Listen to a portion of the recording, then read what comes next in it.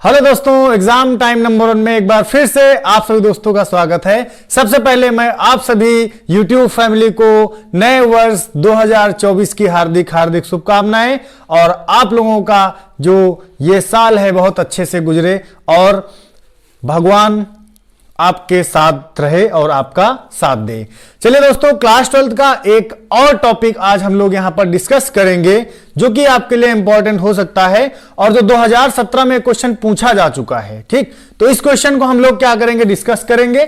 यहां पर बिल्कुल ध्यान से आपको इस क्वेश्चन को समझना है और नया साल आने की खुशी में आप लोगों के लिए एक तोहफा है जो अप्रैल से स्टार्ट होगा।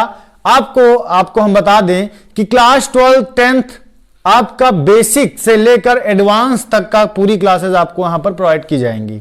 ठीक है, और वो भी सबसे ज्यादा तो खुशी की बात यह है कि कंटिन्यू सारे सब्जेक्ट आपको प्रोवाइड किए जाएंगे। कंटिन्यू सारे सब्जेक्ट जो कि आपका math, physics, chemistry, bio, English ये क्लास 12th का रहेगा और math, science, English high school का रहेगा। चलिए इस टॉपिक को हम लोग यहां पर डिस्कस करेंगे। यहां पर क्वेश्चन आ रहा है कि किण्वन किसे कहते हैं, किण्वन किसे कहते हैं। इस प्रक्रिया को हम लोग क्या करेंगे, ध्यान से समझेंगे। किण्वन किसे कहते हैं, इस क्रिया के लिए अनुकूल परिस्थितियां क्या हैं। यह क्वेश्चन आपका 2017 में पूछा जा चुका है। यहां पर इसके आंसर को हम लोग समझते हैं। मैंने क्या किया, इसको थोड़ा से बोर्ड में पहले से इसको लिख दिया है ताकि आपको हम अच्छे से समझा सकें। यहां पर हम क्या करेंगे, किण्वन वह प्रक्रम है जिसमें कार्बनिक यौगिक जीवाणुओं द्वारा धीरे धीरे सरल कार्बनिक पदार्थों में अपघटित हो जाते हैं।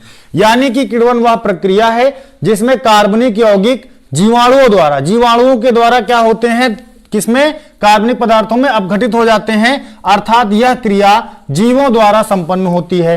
जीवों द्वारा यह क्रिया क्या होती है, संपन्न होती है, जिसमें कार्बनिक यौगिक जीवाणुओं द्वारा धीरे धीरे सरल कार्बनिक पदार्थों में अपघटित हो जाते हैं।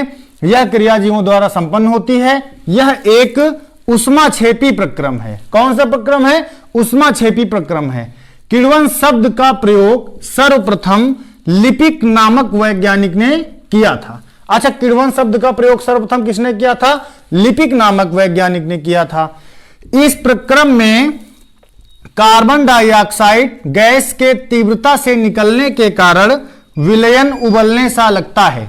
जो ये प्रक्रिया है, इस प्रक्रिया में कार्बन डाइऑक्साइड जब बहुत निकलने लगती है तो विलयन क्या होता है, उबलने लगता है। ठीक है, जैसे उदाहरण में हम समझ सकते हैं कि दूध का जमना। अच्छा, दूध का जो जमना होता है वो लैक्टोबैसिलस नामक जीवाणु का काम होता है। मैंने अभी बताया यहां पर कि ये जो कार्बनिक यौगिक होते हैं, कार्बनिक यौगिकों का जो धीरे धीरे से कार्बनिक पदार्थों में क्या होना, अपघटित होना, कौन काम करता है, जीवाणु करते हैं। ठीक है, गन्ने के द्वारा शराब का बनना, यानी कि गन्ने से शराब भी बनती है और चीनी भी बनता है। लेकिन यहां पर हम समझेंगे कि गन्ने के द्वारा क्या बनता है, शराब बनता है।